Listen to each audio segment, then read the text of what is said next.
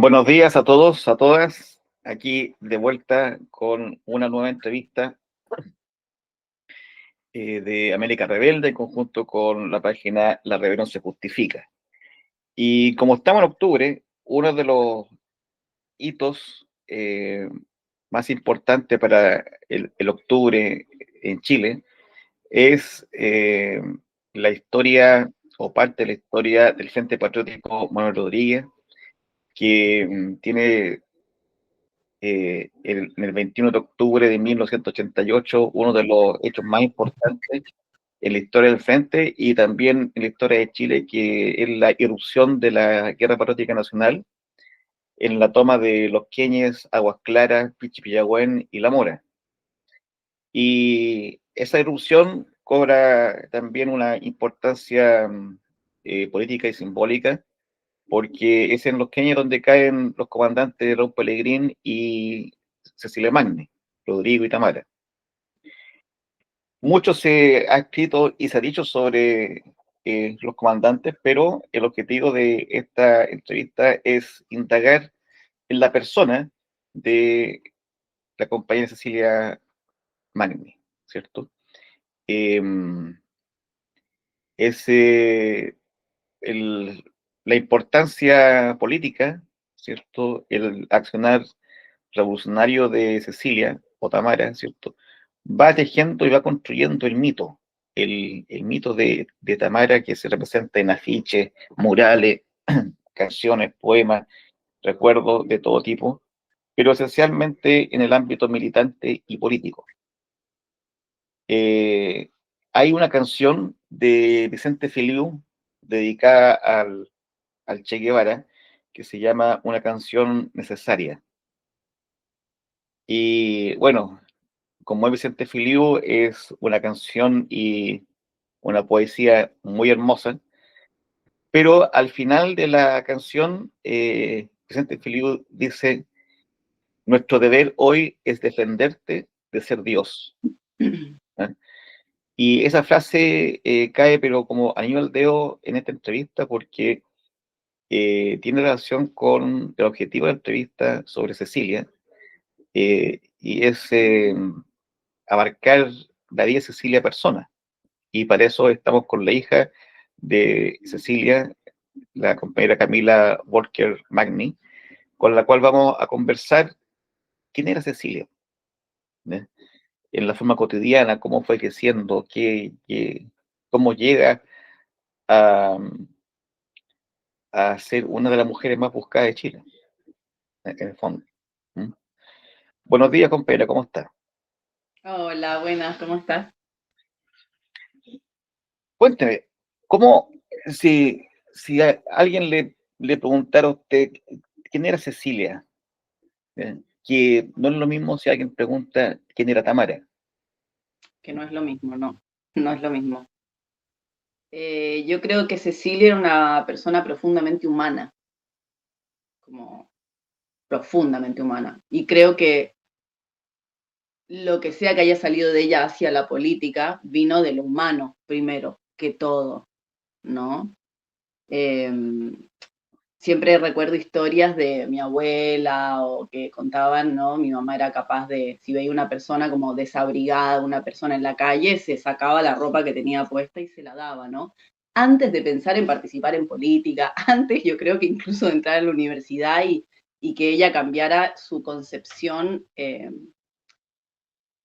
la política, justamente. Pero ¿cómo es el tránsito? ¿Cómo, porque esa capacidad de entregar lo que de uno para otro eh, eh, es como la actitud eh, propia de muchos niños cuando, digamos, aprenden a compartir los juguetes, compartir con otros.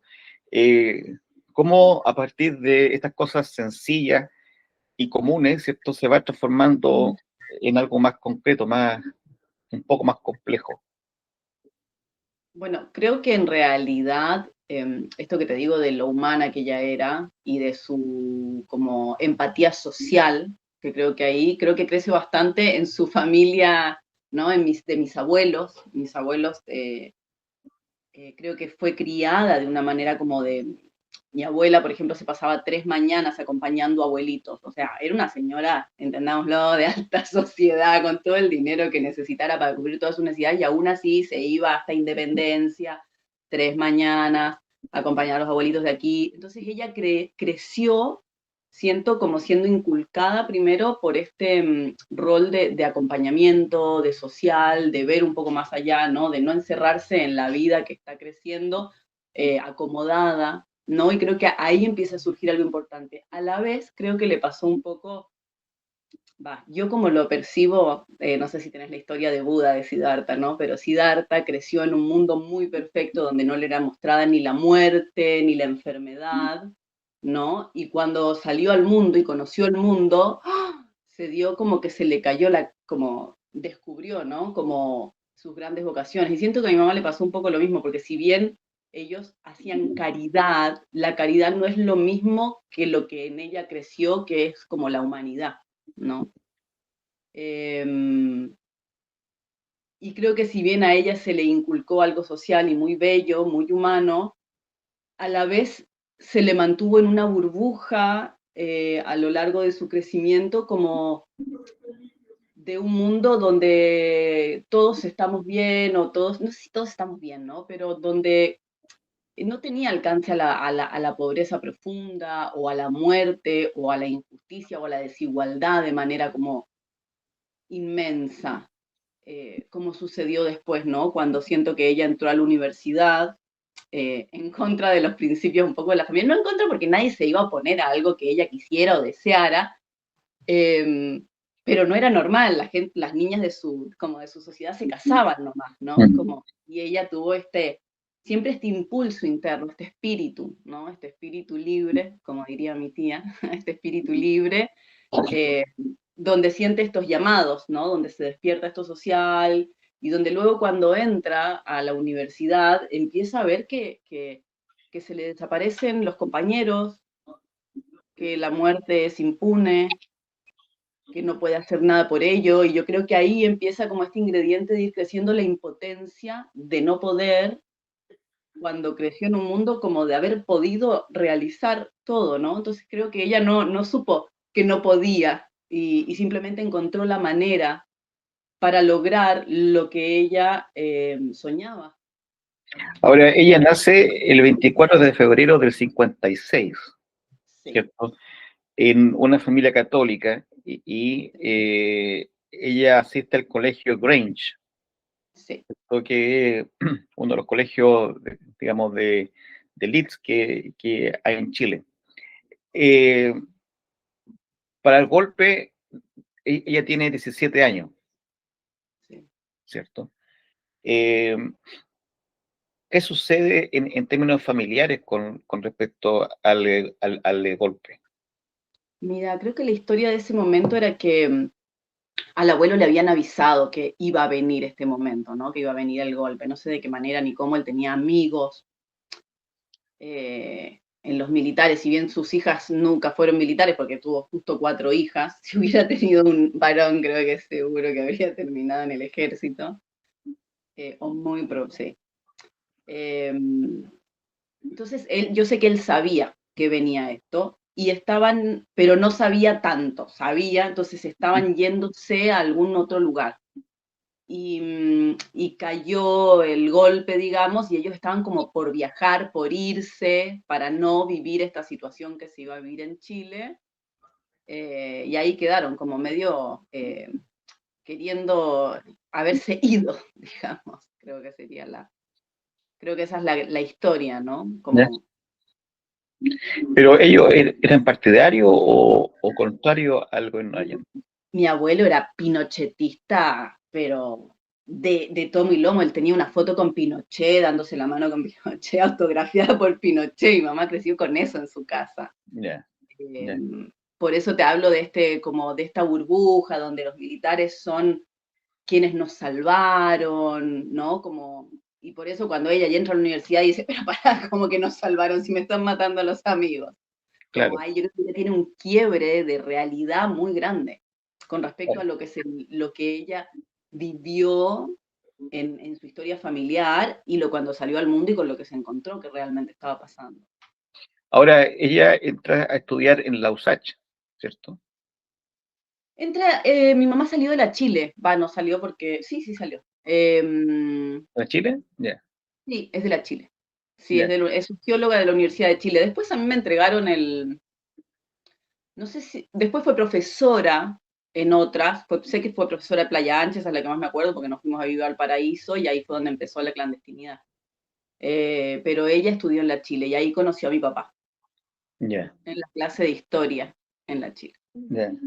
Ahora, ese sin duda puede haber sido el primer quiebre, Mm, porque lo lógico que alguien de ese tipo de hogar, con haber ido al Grange, familia católica, hubiese entrado a la católica, ¿cierto? Que está dentro del marco conservador del LID, ¿cierto? Pero totalmente. ella decide entrar a la Chile, que es eh, por historia, ¿cierto? Una universidad más liberal, más amplia de pensamiento que la católica.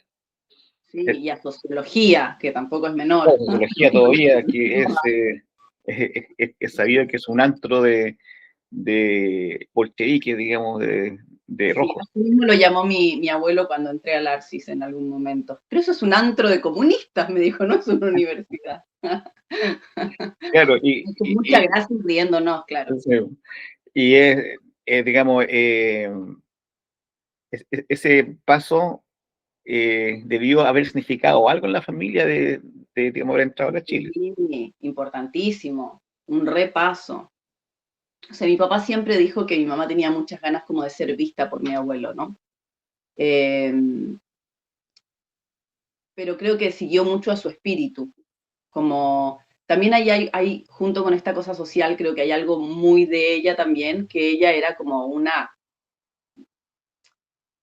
era sumamente lectora, como se pasaba la noche en vela abajo de la manta con una linterna para poder terminar los libros, ¿no? Como que siempre la retaban porque hay que ir a acostarse, hay que ir a dormir y ella otro libro, como que era una devoradora de libros, ¿no? Entonces creo que eso ya empezó a llevarla a nutrirse de otras realidades. Cuando vos lees, empezás a abrir la conciencia, básicamente, ¿no? Como de todo lo que realmente ha sucedido, de las historias que realmente con las que se puede haber estado impregnando y encontrando. Y creo que por ahí vino un poquito, ¿no? Lo que fue entrando, la información que fue entrando, que la llevó a elegir sociología en la Chile, Claro. pudiendo haber entrado, claro, claramente a la católica.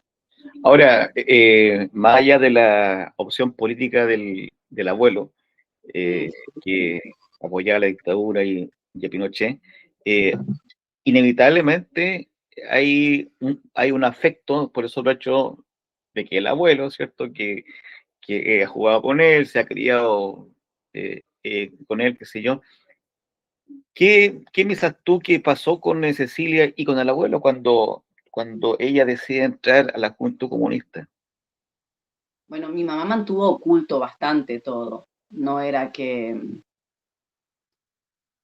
contaba todo lo que hacía, porque sabía que no era aprobado por su familia, y mi familia también no tienen una forma ni escandalosa de moverse, ni de mucha pelea, es más bien como, o sea, mi abuelo lo que siempre le escuché decir es que él estaba orgulloso de mi mamá porque murió como siguiendo sus convicciones, ¿no? Si bien él era sumamente pinochetista, porque no creo que hubiera otra, otra calificación, eh, creo que la respetó mucho, ¿no? Eh, sí, cuando recién empezó a haber esta disrupción, creo que ella no mostró tanto, de hecho, nunca contó que fuera ni parte del frente, la única que se enteraba un poco era la tía que a mí, con la que yo viví de más adelante, ¿no? Con su hermana, una de las mellizas. Eh, ella era la que más estaba enterada, todos los demás de la familia vivían en otro mundo, otro planeta, eh, hubo un momento en que el abuelo y la mamá creo que no se hablaron, pero como esto, como es preferible ni hablar antes de pelear, ¿no? Como, de hecho, él, por ejemplo, no la nombró a lo largo de mi crecimiento. Yo nunca escuché, como cuando yo era chica o mientras crecía, hablar a mi abuelo, nombrar a mi mamá, nombrarla. Un día se lo dije y bueno, pum, cambió todo como una retortilla, ¿no? Pero creo que él al principio estaba un poco enojado y como esto de cómo no, pero qué estás haciendo, de lo poco que se enteraba, porque tampoco era que supiera que entró a las juventudes comunistas, sino que estaba haciendo cosas con estos comunistas. Yo creo que era una cosa más como de ese estilo, ¿no? Claro. Claro, a lo mejor la visión que él tenía o que ellos tenían era que era una amiga de comunista, acompañante comunista, pero yo creo que jamás se imaginaron que iba a llegar tan alto en la Junta Comunista No, y ni jamás, menos no, en el Frente Patriótico. no, jamás. Yo creo que se enteraron más incluso por las noticias cuando entró en la clandestinidad o cosas por el estilo, cuando ya era perseguido. Yo creo que ahí se pegaron como el tortazo de ¡ah! ¿En qué está metida la chichi? Mm, ¿No? De igual manera suelen ser como muy bajo perfil y como, bueno, esperando que todo siempre vaya a estar bien. Entonces, yo creo que ellos mismos estaban peleados internamente, sobre todo mi abuela, ¿no? Porque yo creo que ella tenía, o sea, una madre y su hija, ¿no? Ese amor, esa devoción inmensa, ese querer cuidar y proteger. Y la abuela era muy de hacer todo para ayudarla por abajo, para que como que el papá no se enoje o no, como que no, para qué contar cosas o sí, decir cosas que vayan a traer conflicto, ¿no? sí, Ahí es donde mi mamá iba a la peluquería, por ejemplo, a hacerse los cambios de coso para que no la vieran, de pelo, de color, y iba a la peluquería de la abuela, le hacían un cambio y todo quedaba en la cuenta de la abuela del abuelo, ¿no? En la cuenta de la mamina. Eh, Creo que para ellos fue muy difícil y a veces es más fácil disociar cuando hay tanto dolor, ¿no? Como que es un mecanismo natural de ¡ah! Cuando es tan fuerte y no entendés por qué tu hija está haciendo algo que más encima te parece como erróneo en todos los puntos de vista que vos puedas tener, ¿no? claro, Eh, entonces creo que pasaron muchas cosas ahí, creo que han vivido una lucha muy profunda interna. claro.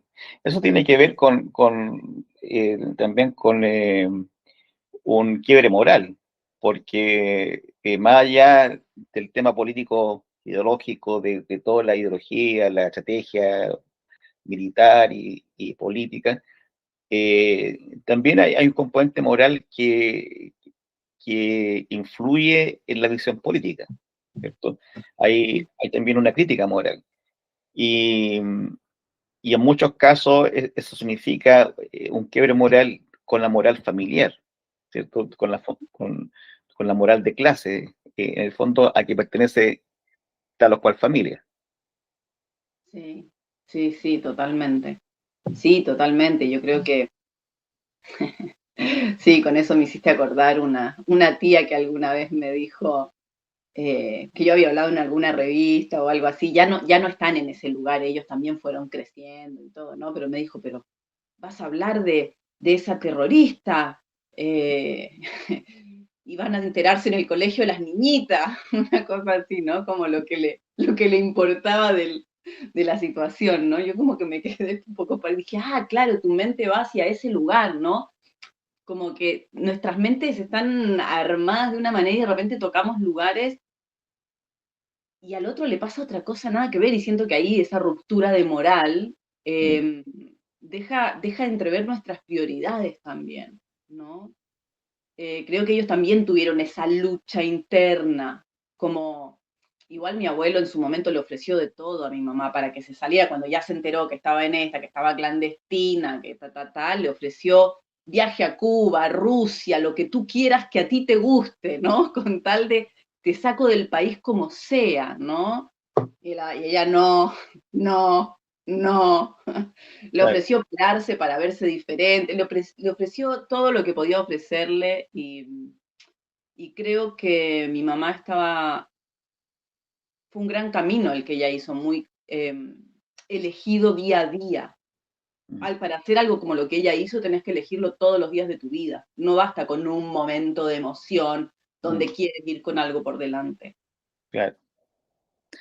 Ahora, uno de los efectos precisamente de las dictaduras militares como la de Pinochet es que no solo rompen parte de la historia de un país, sino que rompen toda la sociedad. ¿Eh? Sí, Toda la sociedad se divide en dos, en los que están a favor, los que están en contra, y dentro de esa sociedad, la mini sociedad y en la familia. sí, Entonces, claro, uno encuentra familiares a favor de Pinochet y familiares en contra, y dentro de la familia nuclear, ¿cierto? Se produce toda esta contradicción entre, en el fondo, eh, los mayores pueden estar de acuerdo, pero están en contra por el riesgo que significa esta pelea tan radical, ¿cierto? Y que es tomar la arma. Entonces sí, se muestran emociones, ciertos sentimientos, percepciones totalmente contradictorias y sí. se produce esto del temor al qué dirán si tú cuentas de tu madre, las niñas que dirán, ¿cierto? Eh, es como un incendio donde se trata de salvar los muebles que se puedan salvar. Sí, totalmente. Dame un segundo que el gato acá está maullando como lo tenis. Va. Ahora, Sí, dentro de eso, no todos los comunistas toman las armas, ¿ya? Y especialmente en la tradición del Partido Comunista Chileno, que, digamos, la historia del Frente Patriótico es una excepción dentro de su historia. El PC siempre ha sido parlamentario, mm, ha estado en el Parlamento con la vía pacífica al socialismo. Eh, ¿Qué hace que en el caso de Cecilia, ella dentro del mismo Partido Comunista sea una excepción, ¿cierto? Porque da un paso más allá dentro del comunismo clásico del PC y pasa a efectivamente llevar a cabo lo, lo que Lenin muchas veces planteó y lo que ha planteado, ¿cierto? Los clásicos del marxismo y que no había llevado a cabo el PC hasta ese momento. ¿Qué hace que fueron las lecturas debajo de la frazada, debajo de las sábanas llevó ¿cómo pasó eso? ¿Cómo claro, pasó eso? Mira, porque yo eso creo que sería otro quiebre de ese otro el que primer quiebre, el quiebre familiar, ¿cierto? Estando en la vereda opuesta políticamente, y el segundo quiebre es el quiebre con el PC y su tradición parlamentaria, y esta posición de asumir la vía armada con todo. sí, totalmente. Ay, creo que, mira, yo creo que ahí pasan varias cosas. Yo creo que cuando estás en lo que estaba sucediendo en la dictadura en ese momento, ¿no? Lo que sucede cuando hablas como de esta polarización, ¿no? Cuando ocurre algo que quiebra una sociedad, eh, ocurre esta polarización, ¿no? Y esta polarización nos hace ir a los extremos muchas veces, nos pide los extremos. Y creo que los seres humanos somos capaces de llegar a los extremos a través de también se va naturalizando, ¿no? Es una escalera donde vas subiendo peldaño a peldaño, como más polarizado y más polarizado y más, ¿no? La mente se divide entre muerte, vida, ¿no? Verdad, mentira, injusticia, justicia, ¿no? Y cada vez va escalando más profundo. Entonces creo que eso es algo muy de la psiquis humana en primera instancia, ¿no? Tanto ocurrió con nazis, Palestina, Israel, y también en la sociedad chilena, ¿no? en ese golpe militar. La dureza quiebra y polariza. Dentro de esto creo que comienza a ser natural, ¿no? Porque no fue mi mamá puntualmente, sino que fue un grupo del cual mi papá también fue fundador, del brazo armado del Partido Comunista, que yo creo que era desde la impotencia de cómo hacemos más, cómo, si tú me sigues matando gente, yo como doy otro paso. Por eso hablo como de la decantación, ¿no? De esta polarización natural que provoca el quiebre. Eh, ¿No? Que también tiene que ver con patriarcado feminismo, o sea, lo podemos encontrar en tantos lugares. Y mientras más extremo se va uno, más la defensa más tira y más pesa. Eh, y creo que desde ese lugar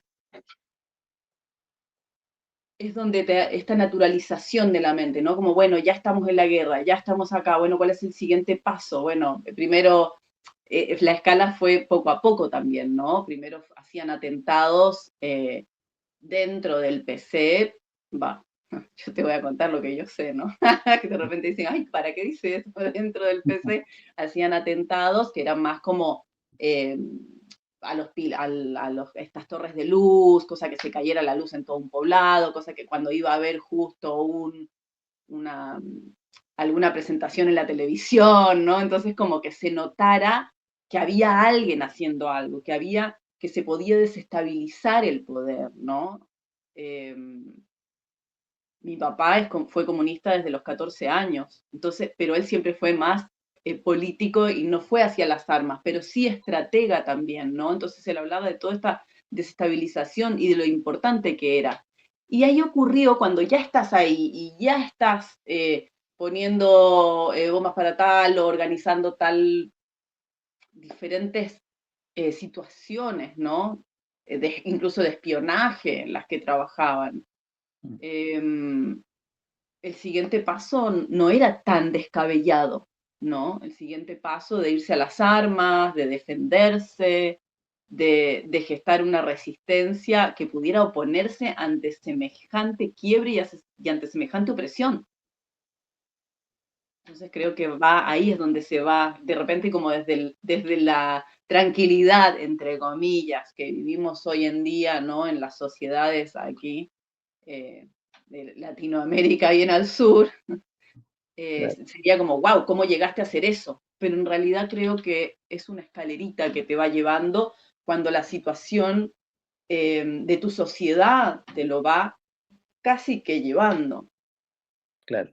Ahora, el tercer o cuarto quiebre, ya perdí la cuenta de los quiebres. Claro, toda esa impronta de cambio a través de la Junta Comunista y después del Frente, eh,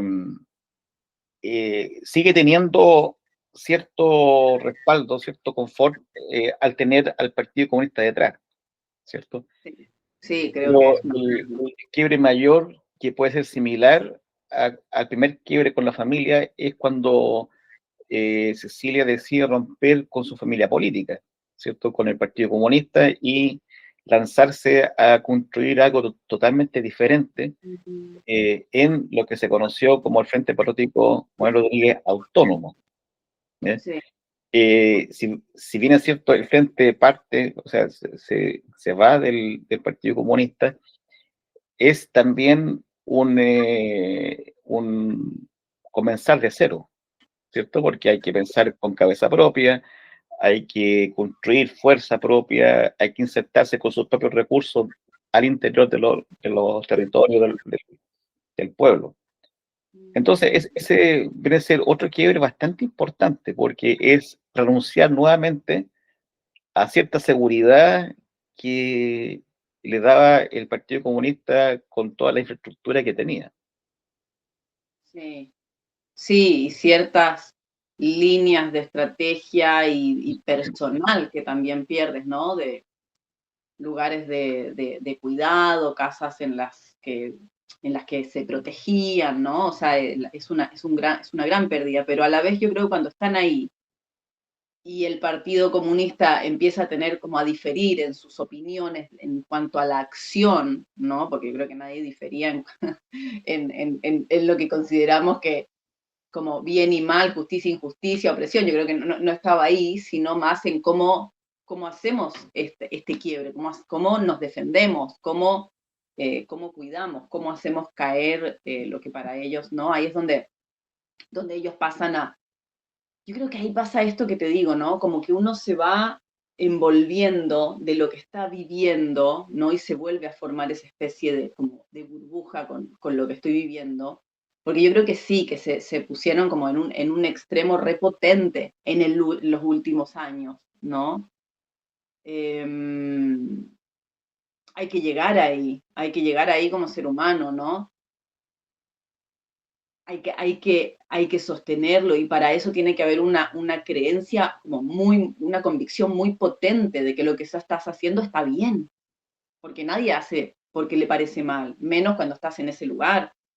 O sea, este es el paso correcto, este es el paso siguiente, ¿no? Empieza a haber algo como que la creencia te va diciendo que esta es la única opción, ¿no? O esta es la mejor opción.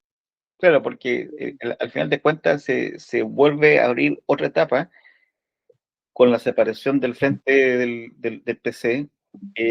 Ahí, en el caso de Cecilia, también hay pérdidas de amistades, hay pérdida de vínculo afectivo con gente que sí se queda en el PC, ¿ya?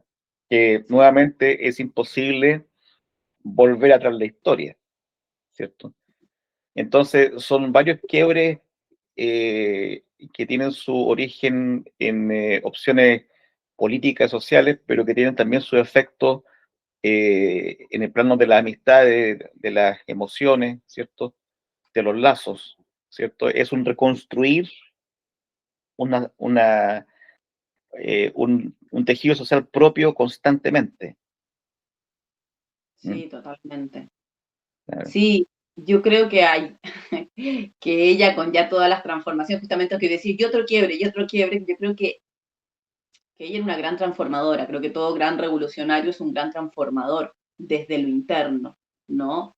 Entonces es como morir y renacer, y en esa muerte y renacimiento constante dejó atrás a su familia de su vida, me dejó atrás a mí, dejó atrás su matrimonio, dejó atrás amigos, no necesitaba, yo creo que para poder encarnar el siguiente paso y encarnar el siguiente paso, iba un poco teniendo que sacarse, ¿no? Y ya con todas estas, me saco, me saco, me saco, me saco, si bien yo creo que el amor perduraba siempre en ella, creo que tenía una gran capacidad empática y porque todo lo hizo por amor, todo lo que hizo lo hizo por amor y de eso no tengo pero ninguna duda, ¿no? Eh, Después están las creencias de qué es que lo que consideramos que es correcto con el amor, ¿no? De hacer con el amor, pero no tengo ninguna duda de que de ella venía desde ese lugar. Eh, yo creo que su capacidad empática era tan alta que no podía ver como, pero todavía hay alguien que sufre, todavía hay alguien que no está bien, todavía hay alguien que es oprimido, y en ese ella era capaz de un paso más. Miraba ya y era capaz de dar un paso más, ¿no? Eh, Justo hace unos días me preguntaba, pero ¿para qué el último paso, no? ¿Para qué los queñes? Y ya estaba, ya había sido la elección, ¿no? Del sí y el no. Obviamente ellos en esta convicción no creían, con justa razón, igual no creían que fuera a ser real, ¿no? Que Pinochet dejara sus riendas de gobierno, ¿no? O que en realidad las pasara a las manos, o sea, por el lado B de la historia, ¿no? Pero las soltara a plena conciencia, a luz del día, ¿no? Se bajara del cargo. Entonces creo que en ese no te creo que vas a dar ese, fue como que se dieron estos últimos pasos más, cada vez más extremos que los llevaron también, ¿no? A los queñes directamente.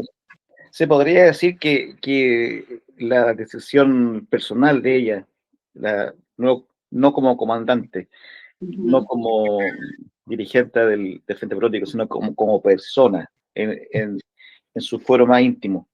La decisión de ella de estar en Los Queñes, de participar, de internarse ahí un mes entero antes del asalto, Los Queñes, es en el fondo la radicalización de esa niña que le entregaba su ropa a otro que no tenía. Sí. Creo que es la misma, ese mismo sentimiento que fue creciendo. Yo creo que ella también estaba muy comprometida, ¿no? Con toda esa gente a la que ella trajo y que ella, digamos, como los subordinados, ¿no? De los que ella también se sentía como guardiana y protectora. Yo creo que no era capaz de dejar a alguien eh, que sintiera que ella hubiera puesto en riesgo de alguna manera, ¿no? Creo que estaba lista para llegar a las últimas consecuencias de lo que fuera, eh, por su coherencia, por cuidar, ¿no? Y como fue gestando como esta familia, ¿no? Esta última familia, también se podría decir, ¿no? Eh, sí, sobre todo ahí, ¿no? En los Queñes. Yo creo que ya estaban, también entendamos que su pareja de ese momento estaba con ella, entonces ya todo tu mundo está comprimido en ese momento y es a dar el siguiente paso, a dar el siguiente paso, a dar este siguiente paso hasta que no vieran que realmente la dictadura, y probablemente después hubiera seguido. Yo todavía pienso, bueno, ¿qué lucha estaría haciendo hoy, no? ¿Que hoy estaría en Palestina? Como no me extrañaría, ¿no? O se habría puesto más ecológica, que es más mi línea, ¿no? Como ambientalista, ¿para dónde habría ido? ¿No? Siempre tengo esa, cuando van sucediendo diferentes cosas, habría estado en la Global Summit flotilla, no sé, creo que sí, ¿no? Creo que sí, no sé si ahí, pero creo que habría seguido en esta transformación de una, que en realidad es una búsqueda de estabilización y de buscar esa justicia que creo que es lo que la mantenía como una vez más, vamos en esta otra aventura, vamos en esta otra, ¿no? Que la hacía pasar de quiebre en quiebre. Claro. Creo que es Ahora, importante buscar entre, entre esta búsqueda de equilibrio y de estabilidad para la sociedad. claro. Y entre tanto quiebre y entre tanta búsqueda y entre tanto de tratar de atrapar este pez resbaladizo que es en la justicia, en la revolución, a todo el poder que se resbala a cada rato, ¿cierto? Eh, Llega inevitablemente la caída de Cecilia y Raúl con todo lo que ahí se conoce que pasó, eh, que fue brutal. O sea, no se respetaron siquiera las normas más básicas de un prisionero de guerra. Pero al momento en que se da eso, el país está todo envuelto de esta transaca que se está haciendo, ¿cierto? A consecuencia del plebiscito del sí y el no. Sí. En esos 17 años de la dictadura, ¿cierto? Que después se consolidaron y se prolongaron hasta el día de hoy, eh, pero en esos 17 años iniciales, eh, mucha gente de élite, digamos, que apoyaba la dictadura, sabía que se cometían las violaciones a los derechos humanos, las torturas, los centros de tortura, se conocía vía rumor, otro en forma más directa. Pero es distinto cuando una persona que ha apoyado la dictadura lo ve en carne propia con uno de los suyos, No, ¿cierto? y aún así no lo creían, ¿eh? ¿Ya? No, yo ya te digo que ni aún así lo Entonces, creían. una vez eh, eh, caía Cecilia, ¿cierto? Y una vez conocido todos los horrores que a la cual la sometieron, eh, ¿qué pasó en términos familiares ahí? Porque, Sí. porque imagino que, digamos, para el abuelo que tiene la foto con Pinochet, posteriormente ver la foto le debió haber causado un impacto no menor. Mm. Es que ahí es donde yo te digo que yo creo que la disociación juega un papel importantísimo en adentro de la mente humana, ¿no? Cuando cerramos una puertita. Ahí pasan varias cosas.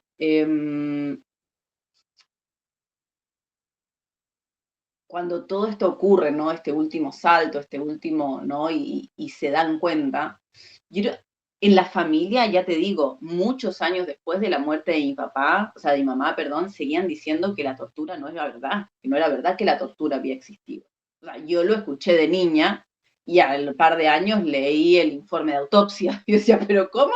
Si tuviste este informe de autopsia a mano, podés afirmar que la tortura no existe. O sea, como que a mí no, yo iba creciendo con todo esto, ¿no? La primera vez que leí, no sé si tenía, lo leí más grande el informe de autopsia, pero bueno, vas leyendo un libro, vas leyendo otro, en ese tiempo no habían tantas series, pero sí habían libros, entrevistas, ¿no? Vas viendo cosas, y yo de ser chiquita, de que me ocultaran todo, a que me voy enterando de a poco de todo, ¿no? Pero ellos que lo estaban viviendo, no es que se fueron, o sea, sí se fueron enterando a poco porque se iban enterando en la medida que sucedían las cosas, pero es no, preferimos no saber lo que hace la chichi, o la chichi también que no cuenta nada de lo que hace, ¿no? Entonces nos vamos como enterando y creo que hay una historia, no hay algo que ocurre en el cerebro en realidad, que el cerebro siempre se va a creer la historia que tú mismo le cuentas. Así funciona el sistema de creencias, digamos, biológico. Entonces creo que ahí es donde de vuelta aparece esta escala, ¿no? De las personas que realmente, porque ya te digo, gran parte de mi familia, no, la tortura es mentira, no se torturaba, no sé, o sea, tuvo que haber mucho por delante para que afirmaran y aún así, como que yo creo que es una puertita en el cerebro que no termina de abrir, como, ay, seguro que eran unos los que hacían eso, pero no el Tata Pinochet, que ese él seguro que no era, seguro que no sabía, seguro que lo engañaron, ¿no? Entonces hay un montón de puertas que van poniendo entre lo que ves y defender lo que crees, como, ¿no? Y ahí empiezan a aparecer un montón de historias que dependen qué lugar de esta escalerita estás, ¿no? En qué nivel de negación, porque hay mucha gente que sí sabía que ocurría y le parecía un mal necesario, pero de última no hay, como ya sé que ocurre, ¿no? En el caso de mi familia no era así. No era así y el abuelo ahí lo que sentía era, bueno, como, pero la chichi fue a por ello, ¿no? Como esa era la sensación de ellos, como, bueno, pero ella no es se lo buscó porque no es para nada, pero ella luchaba por eso, fue a eso y de alguna manera decantó en lo que le sucedió, ¿no? No sé si alguna vez leyeron el informe de autopsia de todas maneras. No creo que a mi abuelo, bueno, o a mi abuela en realidad lo habría destruido, quizás. Mi abuelo igual en ese momento, cuando supo que mi mamá había muerto, llamó a quien conocía en el coso militar y pidió un helicóptero para ir a rescatar el cuerpo, porque él tenía miedo de que le robaran el cuerpo, ¿viste? Y que terminara siendo una detenida desaparecida, no solo una ejecutada política. Y en ese momento no sé a quién llamó, consiguió un helicóptero que se movió hasta Los Queñes a retirar el cuerpo y se alcanzó a hacer una primera autopsia, que es esa, y después la otra autopsia mostraba otra cosa, ¿viste? Con las que se defendieron a lo largo de los juicios. Eh, entonces, yo creo que él es esto, como estas puertas de la mente que te dicen una cosa, te dicen otra, y cómo conviven estas verdades, ¿no? Para no destruirte tú mismo. Claro, claro, ahí debe actuar un mecanismo de defensa y que se representa en el negacionismo y que se Sí, reduce como un mal necesario, ¿cierto? Pero esas personas que actúan bajo esa lógica, es muy distinto cuando le ponen un informe al frente y lo leen con todo lo que sucede, y porque inevitablemente debe haber un momento en que dice, bueno, en esto consistía ese mal necesario, en estas atrocidades innecesarias, ¿cierto? Totalmente inhumanas Claro. y desquiciadas. Entonces, ese mecanismo de defensa que funcionaba hasta antes de la lectura, se viene abajo, ¿cierto? Y cuando se viene abajo, con ellos se vienen abajo todos los preceptos morales y cómo se entendía el mundo hasta ese entonces. Sí, te juro por Dios que se siguen diciendo como siguen encontrando creencias. Cuando estás en ese lugar y no querés, porque mi familia siguió siendo pinochetista después de eso por años de años de años. O sea, yo era grande cuando algunos de la familia, y en general mi generación, empezó a pensar de una manera diferente. Eh, no, te digo que la disociación creo que juega el gran rol dentro de la familia, como, ay, no, ella como fue consecuente con lo que ella eligió, como ahí, tiki. Después, ay no, fue gente mala la que la agarró, pero no sabían, nadie de los altos mandos sabía lo que hacía esta gente, ¿no? Como Mm. empiezan a aparecer estas verdades Y son verdades justificaciones. que dice. Claro, lo que pasa es que desde un lado, como a mí me tocó nacer al medio de esto, ¿No? no lo veo ni como justificaciones ni como no, son creencias que se teje una mente para poder vivir con una verdad que no puede aceptar. Claro. ¿Se entiende? Yo lo puedo decir, son justificaciones. Sí, puede ser que se justifique la mente, pero en realidad está armando como espejos adentro de la propia mente para poder mirarse al espejo todos los días. Mm. Porque si no, con un dolor tan grande no podés avanzar. El sistema emocional se quiebra, se cae, Claro. ¿no? Para poder continuar con tu familia, con tus cosas. Eh, no, por ahí era mi papá el responsable de todo lo que ella hizo, cuando el otro ni siquiera avanzó en el frente autónomo, no sé, como que se van tejiendo redes, ¿no? Que defienden. Por eso uno puede decir, pero cuando lo leíste, no se te. Y yo te pensaba lo mismo que tú me estás diciendo. La coherencia me diría que si tú lees este informe, no podés volver a apoyar a Carabineros de Chile, que fue quien Claro. hizo todo esto, ¿no? Pero mis tías hasta el día de hoy adoran a Carabineros. Ha sido situación de polémicas y luchas familiares, muchas, ¿no? Pero cuando entiendes que el otro tiene armado una historia en su cerebro, vive así, y ¿quién soy yo para ir a tironear de eso? Ya tironeé, ya hice, ya estuvo eso, ¿no? Cuando naces al medio de una historia, donde hay tantos opuestos, te queda aprender a comprender y a respetar, así como honro profundamente a mi mamá y todo el camino que hizo, ¿no? Y a muchos dicen, pero wow, ¿cómo llegó? Dio el siguiente paso y el siguiente paso y el siguiente quiebre, y muchos se hubieran quedado en los escalones anteriores del siguiente quiebre. Para este otro lado también hay una escalerita, ¿no? Y también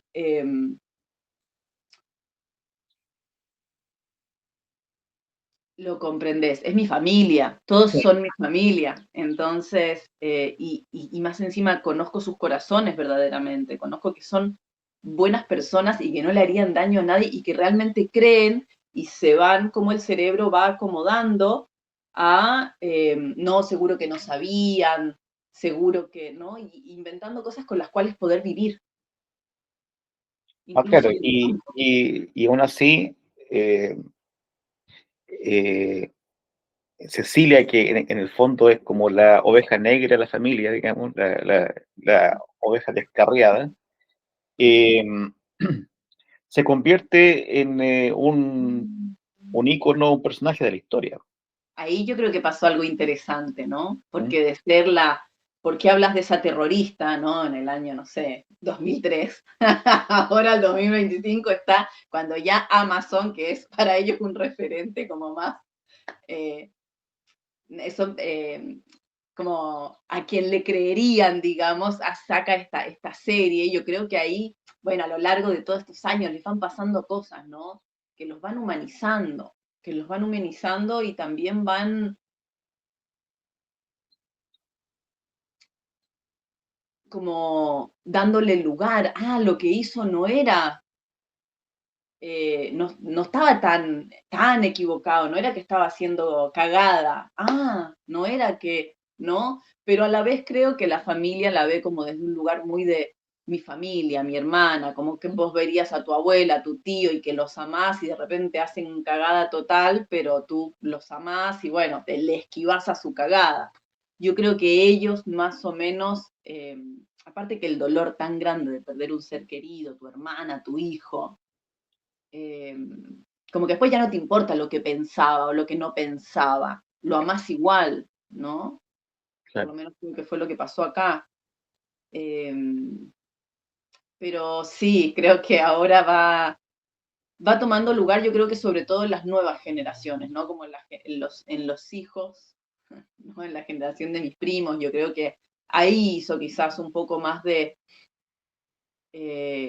traer esta humanidad, ¿no? Traer esta humanidad, valorar otras cosas, cambiar el sistema de valores de la familia, qué nos parece importante y qué en realidad queremos que sea importante, ¿no? Que nos parecía importante, ¿no? Y ahí es donde yo creo que la sociedad se va reconstruyendo, cuando va cambiando sus prioridades de valor, Claro. ¿no? Desde lo íntimo, porque primero eres lo íntimo y después nos tejemos afuera. Y no nos podemos tejer afuera si nuestras escalas no tienen coherencia. Claro. Claro, el tema de las creencias, las convicciones, es un tema complejo. Yo me acuerdo cuando tú hablabas de las creencias y los espejos en la mente y todo eso, me acordaba cuando yo estaba en octavo básico. Ujú. Yo nunca he creído en Dios, entonces soy ateo, gracias a Dios. Eh, y, y en el colegio entra un cura a hacer religión, la primera clase. Yo estudiaba en el liceo de aplicación y eh, él pregunta quién no cree. ¿Ya? Mm. Yo levanté la mano, yo no creo en Dios. Entonces usted no puede estar acá. No, pero Claro. es que yo quiero aprender, saber por qué hay gente que cree en Dios. Y él me dice, ¿la fe se tiene o no se tiene? ¿Ya? Y usted como no la tiene, se va. Y me echó de la sala. Mm. Esas son las creencias. Se tiene o no se tiene la creencia con respecto a algo. ¿Ya? Y eso traspasa todos los valores, el bien y el mal, la justicia y la injusticia, la libertad, la opresión, el mal menor, ¿cierto? Había que Ujú. hacerlo, no hacerlo, etcétera. Y esas creencias en el ámbito familiar están muy arraigadas y son muy difíciles de cambiar. ¿Ya? Que se grafica aquí en lo que tú dices, que hasta hace poco o hasta ahora, de cierta forma, se justifica lo que sucedió, pero con el agravante para ellos, ¿cierto? Que la justifican, que están ante un ícono que aparece en los libros de historia, a veces aparece en los libros de historia de cuarto medio, que se reparte en los liceos, ¿cierto? Y son las nuevas generaciones que van viendo este ícono, ¿cierto? Que igual que todos nosotros es un producto social, es un producto de la historia, de la lucha de clases, de las contradicciones, y que también tiene un trasfondo familiar. ¿Sí? Ahora, con, con todo eso, en el caso tuyo como hija de Cecilia, ¿cierto? ¿Cómo es tu proceso? ¿Ya? Porque eh, al final de cuentas, tu madre escapa de lo común, no es una madre común y corriente, digamos. No, No, ¿eh? lejos de... Eh, entonces, tu relación es con Cecilia, ¿ya? Sí, Pero a medida que vas creciendo, eh, te vas relacionando con el alter ego de Cecilia, que es Tamara. sí, Y ya Tamara, que es Cecilia, no solamente tuya, sino que es de todos. sí. Eh, ¿Cómo es tu proceso con Cecilia? A ver, eso que decís, ¿no? Como es de todos. Yo creo que siempre lo sentí un poco así, va, en la medida de que se fueron abriendo las burbujas de verdad, por decirlo de alguna manera, ¿no? Y me fui enterando de cosas. Eh, Creo que pasó de ser una sensación de vacío, ¿no? O sea, primero hay una mamá, ¿no? Pero después un vacío, ¿no? Una ausencia. Entonces, y después te vas enterando historias que van rellenando esa ausencia de una manera, la verdad, muy bonita. Creo que tuve suerte en ese sentido, porque hay muchas personas que crecieron, como, bueno, que su mamá se murió cuando eran chiquitos, ¿no? Pero creo que fue muy bonito llenar ese vacío con miradas de tanta admiración, ¿no? Hablabas como de cómo la fuiste conociendo, y yo creo que fui conociendo a mi mamá a través de la mirada de otros, porque de repente cuando eres niña no pensás tanto en la situación, hay algo que no está, lloras a la noche y no sabes por qué, ¿no? Del todo, entonces después haces la vida medio como podés, medio a tientas, como tratando de complacer a los adultos, ¿no? Y de repente te topás con alguien, con un profesor, con alguien que escucha, no sé, Camila Walker-Mañi, y se quedan medio así, y te miran, y le ves que se le llenan los ojos de luces. ¡Ah! Y yo ya sabía que algo me iba a decir, después obviamente no me lo dicen ahí, entonces después despacito se me acercan, ¿no? Y tantas veces vi esa mirada de, ¡ah! Como de, ¿será que es algo de Cecilia Mañi, ¿no? Entonces me acercaba y ya sabía, ya dije, ah, la conozco, ah, la escucho. Después hay que ver la historia que te trae cada uno, ¿no? Que te escriben, hoy es por Facebook, por Instagram, por cosas, no alcanzo a responder muchas de los mensajes o cosas de chica, fue a través de la mirada, ¿no? De muchos profesores o de personas que me topaban reuniones sociales. También me pasaba a la inversa, pero no tanto, de alguien que decía como que fuera malo, ¿no? Pero al final y al cabo era muy bonito ver sus miradas, ¿no? Y siento que era como, qué bonito lo que habrá hecho para provocar una mirada tan brillante como esa, ¿no? Esa admiración, ¿no? Y después se acercaban con su historia, con de si la habían conocido o no conocido, o si sabían de ella. ¿Tú eres algo de Cecilia Mañi? Fue una de las preguntas que más escuché mientras iba creciendo, ¿no? Sí, sí, sí. ¿En serio? Sí.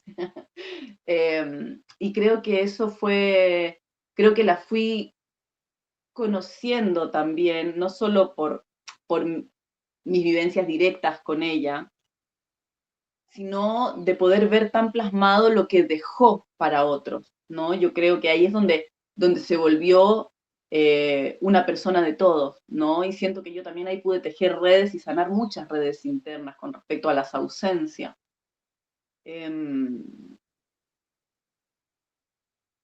Donde ella, en esta empatía social, en esta búsqueda de ayudar como a subsanar el sufrimiento humano, ¿no? Porque en el fondo tenía que ver con eso, ¿no? No directamente con la justicia y la injusticia, sino con el dolor del otro. Y con qué hay que hacer para que el otro no duela, para que el otro no le duela algo. ¿Qué tengo que hacer? ¿Hasta dónde tengo que llegar? ¿No? Y creo que fue capaz de llegar muy lejos en la búsqueda de una sociedad que ella quería ver crecer. Ahora, siento que le tocó el derrumbar y no sembrar.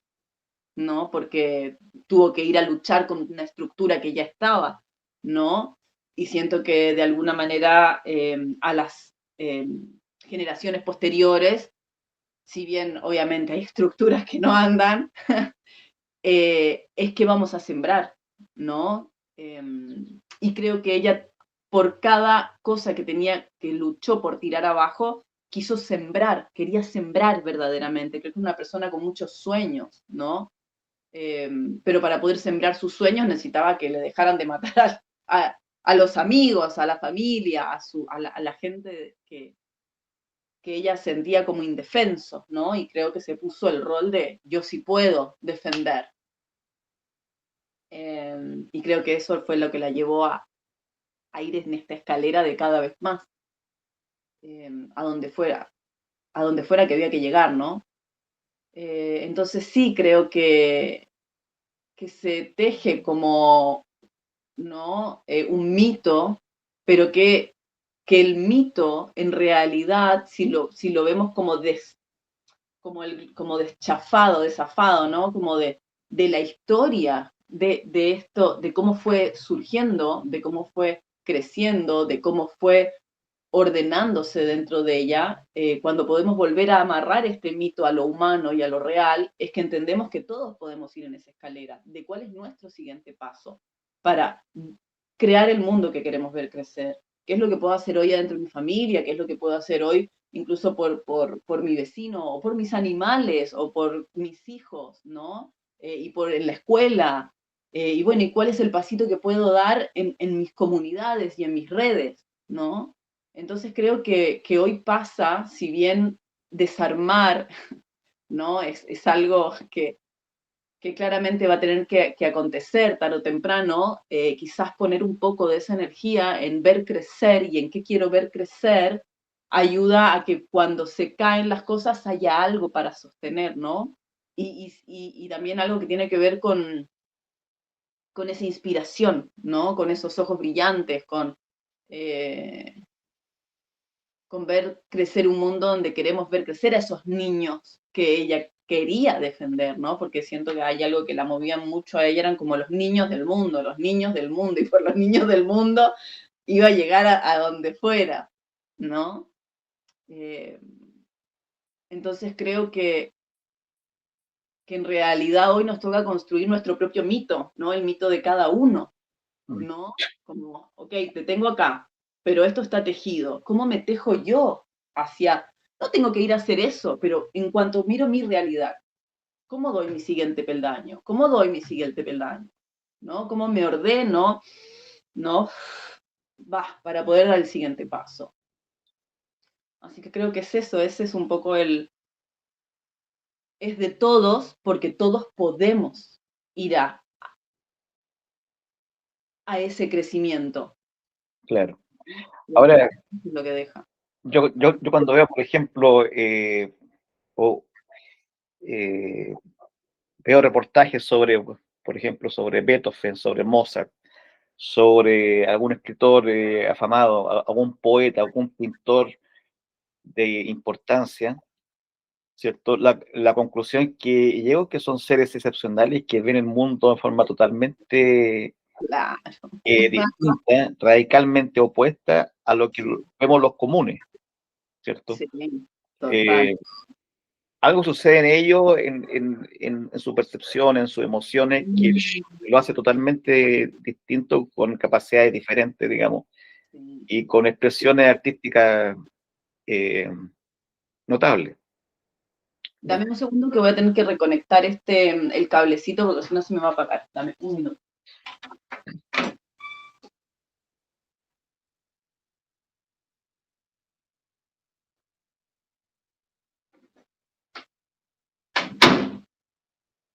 A ver cómo. Dame un segundito. Acá.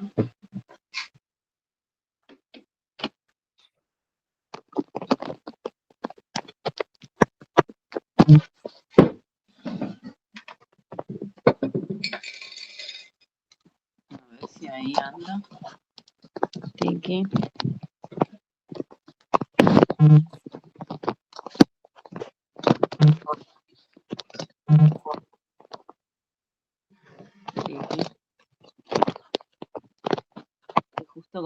agarrado abajo, se enganchó. Ahí está bien. Ahí está bien, sí, pero tiene que enchufarse. A ver si ahí se mantiene enchufado. Sí, maravilloso. Ahí estamos. Bueno, ahí va. Tiki. Ahí estamos. Claro, entonces son estos artistas, estos actores, qué sé yo, son seres excepcionales que ven la realidad desde su creatividad de forma distinta al común de la gente. Sí. Eso pasa con los revolucionarios, ¿ya? Que en el caso de un Fidel, de el Che, qué sé yo, de un Lenin, o cualquier otro, en el caso de Cecilia, eh, tienen cualidades personales excepcionales que lo hacen ver y actuar de forma distinta y que el común de la gente, por lo general, no lo entiende, ¿ya? Como, como no entiende tampoco en general a los artistas que tienen esa otra capacidad. Eh, pero como son seres, digamos, excepcionales, personas con esa mirada radical de la sociedad, eh, ¿cómo construyes tú esa relación con esa radicalidad? Porque, digamos, no es lo mismo por ejemplo, en mi caso, yo construyo mi relación con el Che Guevara, ¿ya? Con Raúl Pellegrín, con Cecilia Magni, con Santucho, en fin, pero son personas ajenas, ¿ya? Entonces yo tomo prestado su pensamiento radical, ya los admiro por su forma de ser, eh, pero son personas ajenas a mi entorno, ¿ya? Pero en el caso tuyo, Cecilia, o mejor dicho, Tamara, no es ajena, es cercana a ti, es parte de ti. ¿Cómo construyes tu relación con tu madre y cómo construyes tu relación con Tamara, que son dos personas en una? Claro, y con Porque respecto tu a madre, ir al mundo. como madre, es madre, o sea, no es radical, es mamá, ¿ya? Pero la mamá tiene posición radical. Sí, sí, yo creo que crecí educada por minorías, ¿no? Em, nunca lo vi radical, si somos sinceros. No, claro que uno diría, pero ¿cómo no? Es súper radical, ¿no? Porque cuando tú creces, tomas como natural lo que ves, ¿no? Y si ves a alguien que hace esto, es natural que alguien luche por sus sueños hasta el final, dándolo todo, ¿no? ¿No te parece tan extraño? Eh, lo que creo que no entendía en realidad eran las personas que no lo hacen, que no luchan por sus sueños o que no tienen sueños o que no pueden ni siquiera descubrir dentro de sí mismo los espacios de llamado interior, ¿no? Creo que eso era mucho más lo que no entendía, a lo que me dediqué también a entender, a tratar de entender y a estudiar. Eh, porque hay gente que está apagada. Y me pasó al revés, como de mirar, ¿por qué están apagados? ¿Por qué no están encendidos? ¿Por qué no tienen lugares en su mente encendidos? ¿Por qué no usan su mente a su favor? ¿Por qué no usan su corazón a su favor y por lo tanto mi acción a mi favor? ¿No? ¿Por qué ni siquiera tienen un sueño que quieren ver crecer? ¿No? Y lo más triste fue de ver a la mayoría en esta situación, apagados. Y creo que tiene que ver con la crianza, donde le decimos al otro, como, no, no llores, no estés mal, donde nos vamos como indicando cómo nos deberíamos sentir, ¿no? Y se lo hacemos a los niños. No, esto se hace así, esto es bueno, esto, ¿no? Y hay ciertas indicaciones en los que los vamos como comprimiendo y apagando, ¿no? Y yo creo que mi mamá, o sea, lo excepcional es que se sacó esos velos, ¿no? hubo un minuto donde pudo decidir o crecer o transformar el como ser bien vista por su padre. Y dijo, tengo que ir más allá, no puedo ser solo bien vista por mi papá, porque hubiera llegado, no hubiera ni estado ni a la universidad, ¿no? Si hubiera seguido esa búsqueda, ¿no? Si hubiera pensado que el amor provenía de obedecer, ¿no? Y creo que tenemos mezclado el obedecer a nuestros adultos con recibir el amor, y ahí hay una herida en la autoestima que genera eso muy grande, ¿no? Que no nos deja sacarnos los miedos de avanzar, de movernos, de pensar, de sentir, de ir por ese pequeño impulso que en el niño es ir por el juego, y ir por ese juego, en ser grande, se transforma en ir por los sueños. Y lo que tenga que hacer y crear, ¿no? Desarrollar mi lóbulo frontal de la creación para resolver cómo hago realidad este sueño, ¿no? Entonces, la veo a ella y me parece que en realidad es la naturalidad del humano, que está apagada por un montón de cosas que te podría hacer una lista, desde la alimentación hasta la forma de escolaridad, hasta esto, ¿no? En la forma que nuestra sociedad tiene de criar a los niños, y no es de mala manera, sino que es por repetición. Entonces vamos comprimiendo y sobre todo, ¿no? Esta búsqueda de pertenencia, ¿no? De buscar ser amados por quienes son nuestro círculo, llega un minuto donde tenemos que dar ese salto, ¿no? Y creo que ella, ¡tuc!, saltó ahí y saltó más allá, no estaba buscando ser vista o amada en lo que hizo, estaba buscando dar amor. Y creo que eso fue también una de las cosas que la llevó, ¿no? Cuando dices como todas esas personas, como genialidades, ¿no? Yo también las miro y digo,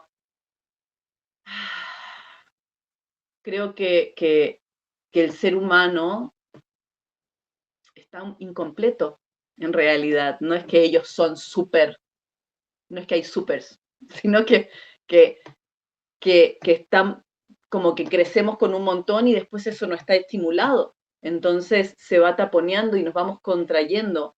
Y ahí es donde tenemos miedo de hacer esto, de decir esto, de movernos de tal manera, de ir por eso que querríamos que no, porque me da culpa, ¿no? La culpa es un piedrón así que no nos permite dar esos pasos, pero no son pasos mágicos. Son como subimos la montaña, es un paso atrás de otro. Lo que pasa es que todos la ven arriba de la montaña y dicen, guau, pero cómo subió la montaña, qué genial, ¿no? Y es como, no, no, si vos también podés, pero tenés que luchar todos los días por ganar el terreno al miedo. Claro. Ese es el pequeño camino que ella hizo. Todos los días le ganó el territorio al miedo, a la búsqueda del amor desde afuera, ¿no? Por ese llamado interno. Mm. Todo Ahora, eso.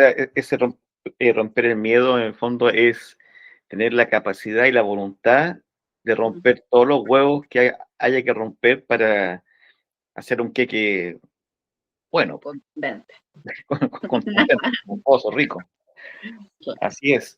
Compañera, estamos llegando al final. eh, y, y la quisiera invitar digamos, a hacer un poco de ficción. Ujú. Han pasado ya 37 años de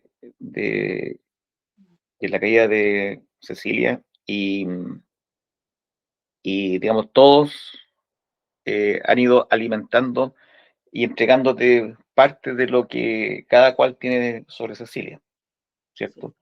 En forma directa, en forma indirecta, en forma imaginaria, en forma de percepción. Y tú has ido, como tú bien dices, recogiendo todo eso y construyendo eh, esta otra persona de, de capuchas, de fusil en mano, de, digamos, pañoleta, pasamontaña.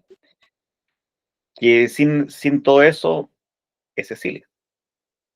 Eh, ¿qué, entrando en la ficción, ¿qué cosas le dirías tú hoy?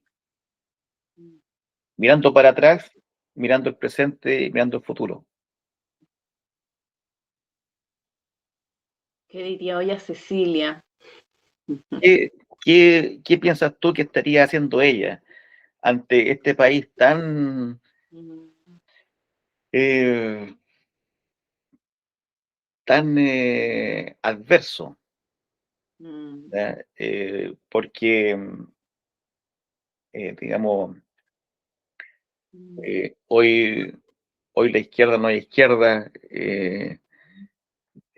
y inevitablemente lo tengo que decir, o sea, la candidata Janet Jara, lejos de intentar derrumbar la herencia de Pinochet, eh, lo fortaleció con la reforma de la AFP, y va en sentido mm, totalmente contrario a lo que pensaba Cecilia, o sea,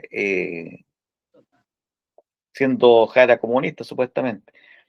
Entonces, ¿qué piensas tú que estaría haciendo hoy día Cecilia Magni? Mira, yo creo que mi mamá nunca siguió el camino tradicional, como diríamos, ¿no? Ya lo sabemos. Entonces, en esta no tradicionalidad, no creo que estuviera ocupando cargos políticos de la manera como hoy se ocupan, porque en esto mismo de cómo la mente se polariza y cómo se va tejiendo de a poco, ¿no? Yo creo que los comunistas que hoy están en ciertos cargos, creo que también les fue pasando esto de que tengo que contarme un cuento donde yo me sienta que estoy haciendo lo correcto. Y lo que no es el mal menor, ¿no? Y lo que hago medio como raro para mí es el mal menor para este otro bien y este otro bien, ¿no? También me tengo que ir contando esa historia. Yo creo que ella no, no estaría yendo en ese camino eh, como de equilibrio que intentan hacer para que se sigan. Mira, sinceramente siento que tenemos creencias fundamentalmente erróneas, así a grosso modo, y que confundimos la evolución con progreso. Y no son lo mismo, no son lo mismo en ni ahí. Y creemos que el progreso y mejores, más cemento y más minería y más empresas, creemos que es mejor, ¿no? Y ahí es donde estamos como errando progreso. El progreso está destruyendo el planeta. Y la evolución no tiene que ver con el progreso. Creo que ella era una revolucionaria sobre la evolución, no sobre el progreso. No sobre el progreso entendido como, pero ¿quién no quiere mejorar su bolsillo? ¿No? Porque del bolsillo comemos, del bolsillo llevamos a nuestros hijos a la escuela, ¿no? Entonces creo que ahí es donde se nos cruzan un poco los cables, pero porque no entendemos que realmente podemos alimentar a nuestros hijos, salir adelante, y no necesariamente para eso tenemos que estar eh, destruyéndonos, ¿no? Destruyendo lo que en realidad le vamos a dejar, ¿no? Que es vendiendo, ¿no? Que vengan más empresas, que vengan más inversiones, las cuales van socavando lo único que realmente nos sostiene, que es el cuidado de donde estamos parados. Entonces, creo que estaría haciendo cosas que quizás no imaginamos, ¿no? Pero si es que pudiéramos tirar una línea de ficción, yo creo que en esta muerte y renacimiento constante que ella vivía y en el cual creo que continuaría, porque, porque no habría dejado de ir, no habría dejado de ir. Ojalá se hubiera tomado alguna vacación, pero creo que no habría dejado de ir, ¿no? Eh, entonces creo que habría encontrado la manera. A veces en esta polarización vemos solo, ay no, solo puedo seguir apostando a la FP y si no, es salirme del sistema y no tener ni uno. Y hay otra forma, ese es el tema, que lo brillante proviene de encontrar nuevas salidas, nuevos caminos, nuevas formas, ¿no? Yo vivo en la Patagonia Argentina, ¿no? Y adoro el lugar donde vivo, porque sinceramente hay tanta gente que no, obviamente salieron de Buenos Aires, salieron de ciudades, porque hay mucho turismo, mucha gente de afuera viviendo acá, ¿no? En no pudieran como insertarse en esas formas, ¿no? Y creando totalmente nuevos sistemas productivos, ¿no? Acá hay una cantidad de emprendedores alucinante con productos de calidad, orgánicos, que cuidan el espacio, que cuidan la materia, gente que se alimenta, que se sostiene, que tiene calidad de vida. O sea, se puede. Lo que pasa es que hay como que ver un poco más que solo los dos y crear algo nuevo, que es lo difícil, quizás, ¿no? Que es lo... Pero si empujo y si empujo en ese lugarcito de nuevas creaciones, eh, la verdad que se puede hacer un mundo mejor, porque creo que de eso se trata. Mm. Si no, ¿para qué seguimos peleando? Si seguimos empujando a los bordes, ¿no? Cuando algo ya está vendido y trastocado. Yo soy más como de deslizarme de ahí y poder crear algo que me haga bien a mí, donde quiero mostrarle a mi hija que vivo los valores que tengo adentro y que respetamos entonces eh, lo que tengo alrededor, ¿no? Creo que un poco de todo eso. Creo que ella estaría, creo que nos hubiéramos unido un poco en cuidar al planeta para los niños. No creo que siguiera apoyando, no creo que se hubiera ido como vendido, digamos, al sistema político, sinceramente y de todo corazón. Creo que seguiría buscando nuevas alternativas, pensando lo impensado, creando lo imposible, que fue lo que hizo básicamente. Y creo que ese para mí el camino, ¿no? Porque lo que está no me invita, lo que está construido no me invita, entonces, ¿cómo deconstruimos? Y más que poner ¿cómo reconstruimos algo más? Claro. ¿Cómo puedo, ¿no? Algo que tenga que ver con los valores que quiero ver crecer. Pero yo siempre he pensado que las personas que se encuentran felices con la sociedad que hay tienen un grado de locura, pero bastante Sí. asentado, porque hay que estar enfermo en la cabeza para estar feliz con el mundo que hay, pues. Muerte, guerra, pobreza, miseria, eh, explotación, tala de bosque, contaminación. Entonces, o hay que ser simplemente perverso, porque ante tanta destrucción. Bueno, hay algo Eh, perdón que te interrumpa, pero algo muy interesante sobre la empatía en eso que decís, porque la empatía, ¿no? A veces la bloqueamos porque mirar al otro nos duele.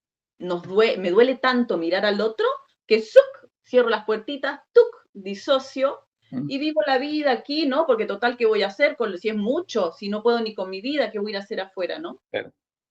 Pero en realidad la empatía ahí está en un lugar como no sano de la empatía, ¿no? Que tiene que ver con que el dolor del otro me lo pongo como mío, es tan fuerte que lo empujo y ni me hago cargo.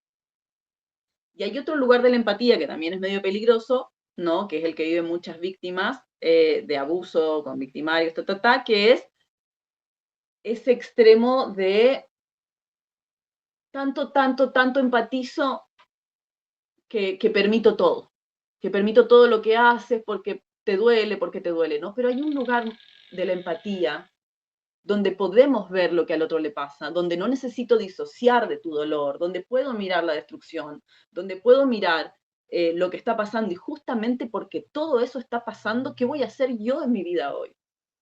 Y ahí es donde la empatía no me gana ni pierdo con la empatía, mm, ¿no? Sino que construyo con la empatía.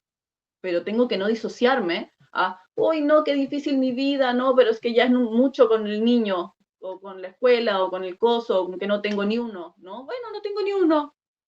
¿Y cómo? Pero está pasando esto también. Hay uno que le derrumbaron el 93% de estas construcciones de todo su poblado. ¿Qué hacemos con él? O sea, ¿dónde, cómo me paro? ¿No? ¿Y qué hago yo para construir un poquito lo que pueda, lo que sea verdadero hoy? Pero cuando puedo conectar con la empatía sin disociarme y sin volcarme a hacer lo que el otro quiere, puedo construir. Sí hay que estar un poco loco. Yo sí sentía que para ir hasta donde ella fue hay un grado de locura. mm. Pero creo que la locura sana hace un mundo mucho mejor. Mucho mejor. Nos permite crear lo no creado, habitar, como ver lo invisible, y ir tejiendo eso invisible hasta que se construye como real. Claro, precisamente así como los artistas, los pintores, los músicos eh, configuran mundos diferentes, ¿cierto? Pintan un mundo distinto. Los revolucionarios tratan de llevar a cabo esa pintura, esa obra de arte en el plano social y tratan de realizar esa obra de arte en toda la sociedad, Uh -huh. a Sí, costa de la vida de cada uno de ellos. sí, los artistas también entregan su vida a ello.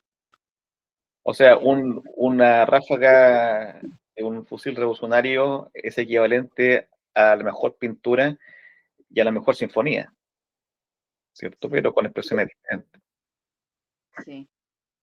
También se puede ser revolucionario sin ráfagas de metralleta. Mi mamá optó por ella y era eso, ¿no? Lo que esa época pedía, lo que ese momento, ese siguiente paso. Pero esto te lo digo en ánimo de que la gente pueda hacer su propia revolución y no tienen que tomar un arma para ser revolucionario. Podemos ser revolucionarios en nuestra vida y cada uno tiene un siguiente paso hacia la reevolución. Reevolución es llevar la evolución un paso más allá, es crecer, es transformarnos, es morir porque tengo pánico de dar ese paso y es levanto el pie y me dejo caer el cuerpo y voy hacia allá porque me es coherente y si hay algo que sí tiene que ver con la felicidad y que sí crea cerebros felices, es la coherencia. Cuando mis acciones son coherentes a lo que siento y a lo que pienso, es donde se crea la sensación de felicidad. Así sea Nelson Mandela yendo o no esa gente que va por sus convicciones al frente. Entonces yo creo que mi mamá fue una mujer que sí encontró la felicidad. No porque la haya pintado afuera, en una casa, en una cocina, en un hogar o en una familia, ¿no? A veces tratamos de que eso se levante y eso se cae a pedazos y por más que forzamos, más infelices somos. Porque en realidad la felicidad no tiene que ver con la construcción ideal o de los monitos que nos pusieron adentro, sino que tiene que ver con cuál es mi coherencia, cuáles son mis pensamientos, cuáles son mis emociones, bueno, cuál es la acción más coherente con esto que llevo adentro. Y ahí se forma una sensación de, sí, por acá voy. Sí, y ese camino es lo que construye la felicidad. Así sea muy difícil ese siguiente paso.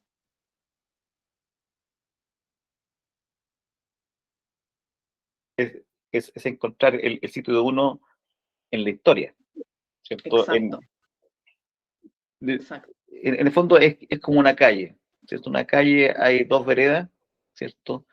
Una con sol y otra con sombra, una con luz y otra con oscuridad. Y uno va por el medio de la calle, ¿ya? Si es que uno va por el medio de la calle, los autos los atropellan a uno y hasta ahí no llegó.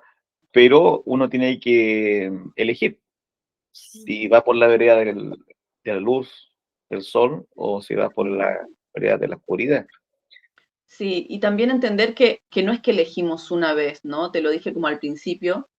Creo que mi mamá eligió muchas veces, porque todos los días y varias veces por día tenemos que elegir, y a veces estamos en la dessombra, y no podemos cruzar la calle hacia la luz en tal situación de nuestra vida, en tal cosa que nos oprime, en tal conversación que no quiero tener o que no quiero avanzar, ¿no? Entonces, es un retrabajo interno, como elegir otra vez, y elegir otra vez, y elegir otra vez. Así es. Y es de esas elecciones como de lo que podemos construir, ¿no? Cómo llegamos a ser nuestro propio mito, cómo podemos llegar a ser, ¿no? El mundo que queremos ver crecer. Claro, y cuando Ya. uno elige una cosa, descarta el millón de opciones que tiene.